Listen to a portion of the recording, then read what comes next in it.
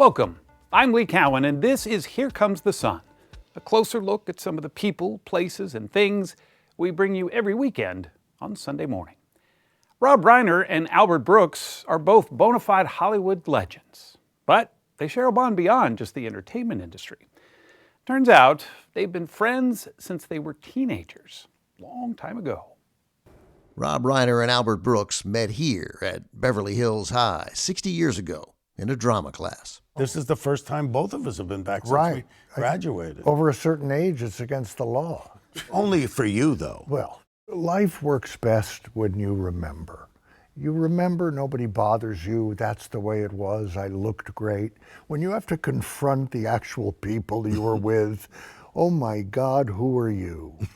You're my grandmother. No, you were in love with me. Oh my God. They haven't been back, but they've remained close friends for 6 decades. Later in the show, Albert Brooks and Rob Reiner debate whether comedy can actually be taught. Can comedy be taught? Can you teach? No. You're both shaking it. No. No. Well, innate, funny can't be taught. But if you have that, you can learn technique. You can learn, like a great acting school can help somebody who has that ability to do it better. Then from the Hollywood Hills to the North Carolina mountains, Conor Knighton takes a trip to the Woolly Worm Festival, held annually to predict winter weather. Remember, this worm's going to determine how our winter weather goes. The town of Banner Elk, North Carolina, home to the annual Woolly Worm Festival, isn't big on meteorologists. We really don't even check the weather forecast after the Woolly Worm Festival. Legend has it that the 13 segments on a woolly worm's body correspond to the 13 weeks of winter. A black segment means lower than average weekly temperatures, brown is average, light brown is above average. That's all coming up right here on Here Comes the Sun. They've been best buds since attending Beverly Hills High School together some 60 years ago. Despite their long friendship, Albert Brooks and Rob Reiner only worked on one project together. That is, until now. Rob Reiner delves into his friend's trailblazing comedic career with a documentary years in the making. Ben Mankiewicz met up with the men for a trip down memory lane. Remember, Sooner or later, everything in Beverly Hills gets a facelift. this is where we met, but of course, there's nothing left of it, just like our friendship. Yeah. Even your old high school. We sat on that bench. We did? Rob Reiner and Albert Brooks met here at Beverly Hills High 60 years ago in a drama class. This is the first time both of us have been back since we graduated. Over a certain age, it's against the law. Only for you, though. Well, life works best when you remember. You remember, nobody bothers you. That's the way it was. I looked great. When you have to confront the actual people you were with, oh my God, who are you? You're my grandmother. No, you were in love with me.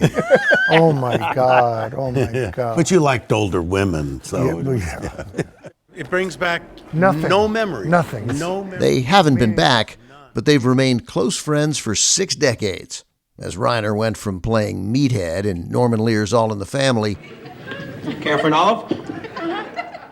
to a career as a top-tier movie director. This is Spinal Tap, A Few Good Men, Misery, When Harry Met Sally. Yes! Yes! Yes! Oh! I'll have what she's having. That memorable line came courtesy of Estelle Reiner, Rob's mother. Rob's father, legendary comedian and writer Carl Reiner, knew funny as well as anyone, and during an appearance on The Tonight Show in 1963, singled out his teenage son's teenaged friend. He says, the funniest person I know is a 16-year-old kid named Albert Einstein. That was his Albert name. Einstein. That's Brooks's birth name. He changed it at the start of his career because of the other guy named Albert Einstein. I asked, believe me, I asked. You did. And all I got was, ask your dad, ask your mom. Right. Nobody would tell me. His parents, Harry Einstein, a famous radio comic, and his wife Thelma never owned up to why they burdened their son with the name of the world's most famous scientist. I don't think they thought, oh, is he going to get in trouble in gym class? He'll live up to that. That's easy. Albert Brooks met the challenge. He became the funniest comedian of his generation, relativity speaking. He can't split the atom, but he can create energy through laughter. Brooks's originality was on display as soon as he found an audience, mostly on variety shows. I'm Dave, and I'm Danny. Rather than tell jokes, he performed extended bits and created characters, like the world's least talented ventriloquist. I'll sing a song while you have a cigarette. Great idea. What are you going to sing? One of my favorites, Swanee River. Great.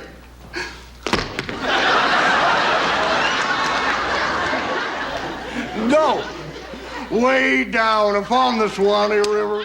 It was like an elixir. I mean, it could make dead people laugh. It made everyone laugh. So I kept getting jobs because of it. Here is comedian Albert Brooks. Albert Brooks? Our friend, Albert Brooks. Sir, Albert Brooks. I think he's the funniest man in the world, Albert Brooks.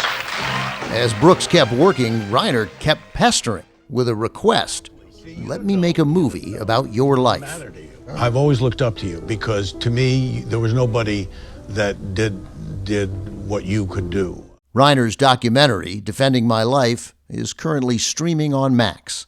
Why did you make this doc now? Because he wouldn't do it when I wanted to do it. What was the reason you at this time said that you finally said you would do it? There's a lot of young people who, if they know me at all, they know me as a fish. There's a mollusk, see, and he walks up to a sea. Well, he doesn't walk up. Brooks voices Marlin in Finding Nemo. I'm mixed up. There was a mollusk. You just would like to say, you know, there's more to it. Right. And you can't yourself on a street corner, because that's mental illness. Yes, you could try. Wait a minute, I'm not just a fish. Do you know that in 1975, look, I got it, my car's here. I can't. I knew all the things that Albert had done. I knew how brilliant he was. I wanted them to know. There's a lot to know. In 1971, Brooks wrote a piece for Esquire magazine about the Albert Brooks Famous School for Comedians. It didn't exist. Some didn't get the joke. How many applicants did you get? 2,000. People thought it was a real thing. I had a 2-page talent test, the silliest test you ever saw. Now, he won't lie to A you. year or so later came a short film about the non-existent school, a pioneering example of the mockumentary. The pie here is funnier than if it landed in Area 3. But funnier still, and I think you'll see why, would be to make direct contact with the nose. That was funny. Then came what might have been his big break. In 1974, Lorne Michaels was preparing a sketch comedy show for NBC. It became Saturday Night Live. He asked Brooks to be the permanent host. Brooks turned him down. Can you imagine 50 years you're doing that? Yeah. You're 50 years just saying, Albert Brooks. Right. Good evening. Yeah. Instead, he made short films for SNL's first season, which led to his true calling, writing, directing, and starring in some of the funniest and most deliberately uncomfortable movies of their time: Modern Romance, Lost in America, Defending Your Life, and the semi-autobiographical Mother, with Debbie Reynolds as the title character. Mother, the ice cream is colorless. Look under the protective ice. The protective ice? You've actually named the clear, hard crap that sits on the top? 10 seconds. All of this in addition to his work as an actor. This is more than Nixon ever sweated. Most memorably, schwitzing his way to screen immortality in broadcast news. Just how noticeable is this? Huh? I think Albert Brooks is the Marx Brothers meet Richard Pryor. But that's the greatest thing I ever heard. Well, good. Because that's 4 people. Yeah. Wait a minute. Here we go. Look at this. Albert Brooks. Back at their old high school, the two old pals find themselves on the wall of fame. Look, see, there's me right there. There's me. Friends, still making each other laugh, though don't expect a duet. Oh, Beverly, we love you, our loyalty we sing. To thee, all faithful honor, our praises we sing. Our custom traditions bring glory to thee. We love you, Beverly. Then there's the end. We need help. Up next, an exclusive excerpt from Ben Mankiewicz's chat with Albert Brooks and Rob Reiner. Something you can only see right here on Here Comes the Sun. But I can tell you why comedy's harder. Because comedy is drama, but you need laugh. As promised, here's more from Ben Mankiewicz, Rob Reiner, and Albert Brooks. But before this documentary, only one movie together, just The Muse. The Muse, he hired me. He was nice enough to hire me. I was. And I think you offered me I Harry. offered him when Harry Met Sally. He turned me down. For what part? To play What, Harry. What part? Yeah. What I mean, you I know. thought maybe the waiter. Yeah, right, yeah. You turned it down? I was in the middle of writing one of my films, and I read the script, and it was, I knew it was funny. I was fighting for an identity at that time, and I was being called the West Coast Woody Allen. And the way it read to me and the music Rob chose, it had that New York Woody Allen feel, and I thought, this will cement it. If I do this, I'll just be Woody Allen, and I was trying to fight that identity. Why were you trying to fight that identity? Because I wasn't New York, I wasn't doing those kind of movies, just because, there weren't that many individuals who wrote and directed and starred in movies to begin with. There was Mel Brooks and Woody Allen and, John Cassavetes and myself, and you didn't want to be a second of somebody. Yeah, he's carving out his own road. I mean, he's a completely unique person, and we say it in the documentary. We talk. It's kind of a take in a way. We're in this restaurant, like in My Dinner with Andre, and with two of us talking. And at one point, I say to him, I said, you've been fighting for your identity and who you are your whole life. And he tells a story about an agent who told him, why don't you take the easy road? And he says, you think I see two roads. I only see one road. And so he wants to take the road he wants to be on. And that's what makes him great. That's what makes him unique and sets him apart from everybody. What's harder? Like, is it, the conventional wisdom of doing comedy is harder.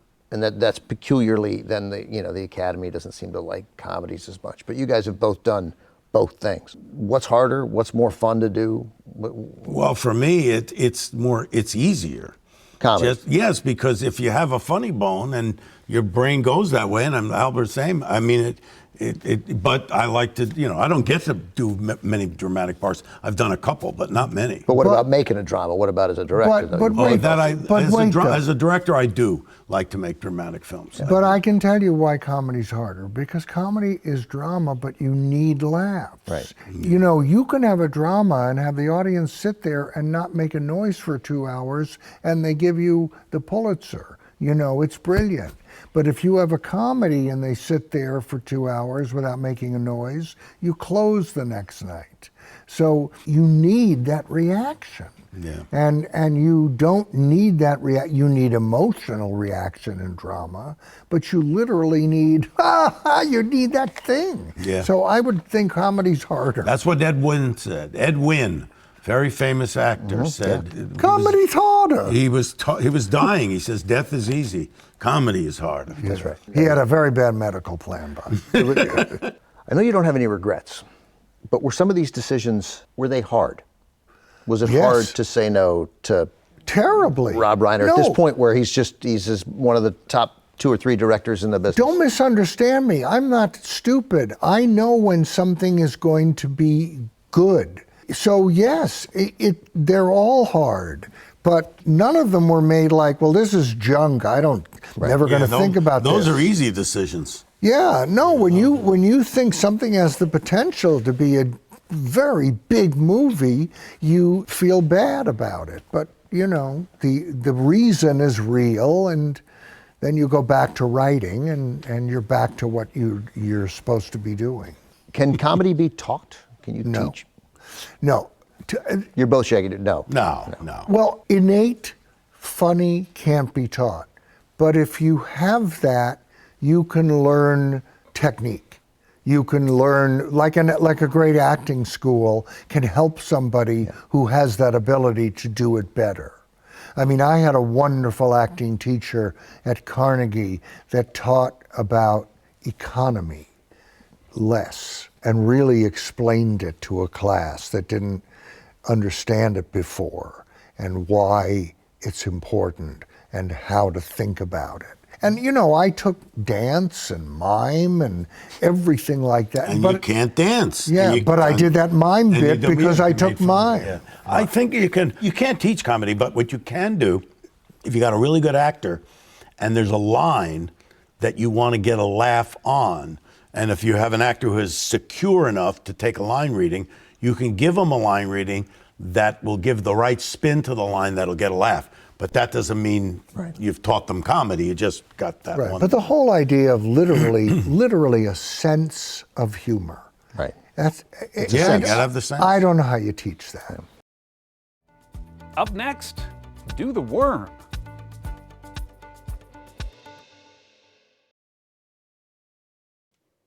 Welcome back.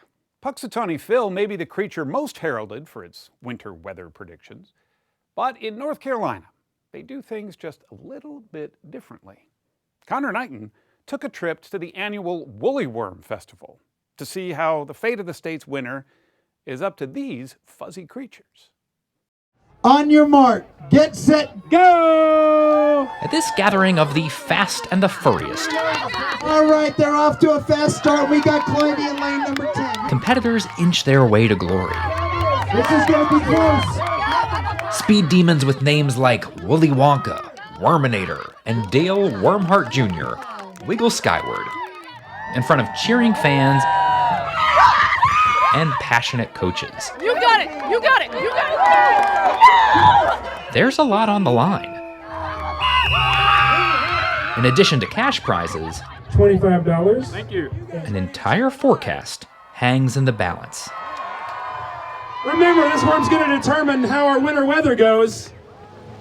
The town of Banner Elk, North Carolina, home to the annual Woolly Worm Festival, isn't big on meteorologists. We really don't even check the weather forecast after the Woolly Worm Festival. Legend has it that the 13 segments on a woolly worm's body correspond to the 13 weeks of winter. A black segment means lower than average weekly temperatures, brown is average, light brown is above average. The problem with that is not all woolly worms have the same markings. What we've done is broken it down, and we go with the greatest athlete of the bunch. Tommy Burleson knows a bit about athleticism.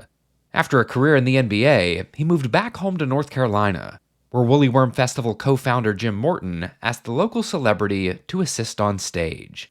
When you race up the string 32 inches, and by the time you get to the top, it's right at a little over 7 feet. So they need a tall person to pluck it off. Exactly. Burleson was on hand for the 46th annual Woolly Worm Festival. On your mark, get set, go! There are multiple heats and semifinals all weekend long. It's a spectacle that makes that groundhog in Pennsylvania seem kind of underwhelming. They hold up a little rodent and it sees its shadow. This is scientific. Your worm's got to be strong enough to win all 3 races. In the interest of science, we should point out that these are not actually worms. They're technically caterpillars, sometimes called woolly bears, the larval stage of the Isabella tiger moth. They can be found across the country, often on warm rocks or pavement when they head out to get some sun.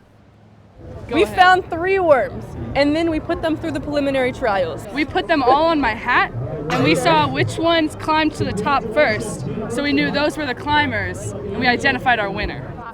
Of course, everyone thinks they've scouted a champion. You know, it was kind of a connection right away, and I knew he was the winner right when I saw him. This is Hermione Granger. She's not too active right now, but she's warming up, and she's definitely going to win. Spamalicious. He's going to take home the $1,000 prize. That's right, the overall winner gets $1,000. these small competitors generate a far larger amount for the local community. So is this a big boost for the economy? This is a huge boost for the economy. It keeps some of our small business owners, mom and pops, they make enough money in one weekend to sustain them through 3 winter months. Mary Jo Brubaker is the chair of the festival, which brings around 20,000 visitors to a town with a population of less than 1,500. I think it's small town America at its best. It's basically an excuse to throw a giant party. There's food and craft vendors. Mascot Merriweather poses for photos. It's worms, it's competition, what's not to love? We're watching lane 9 real close. This year's top competitor was Jeffrey, entered by Brock and Maxton Wright. Before he can be officially certified, he must first be examined by the woolly worm doctor to check for performance enhancers. Where does one find a worm doctor? Do you want me to tell the truth? Please. He's my dentist. The first 4 rings are black. The official Jeffrey prediction is that it'll be a chilly winter in this part of North Carolina. That's your winter forecast. After the races, the woolly worms are collected and released back into the woods, where they'll miss out on most of the winter. They cuddle up in their cocoons until spring, when they emerge as moths.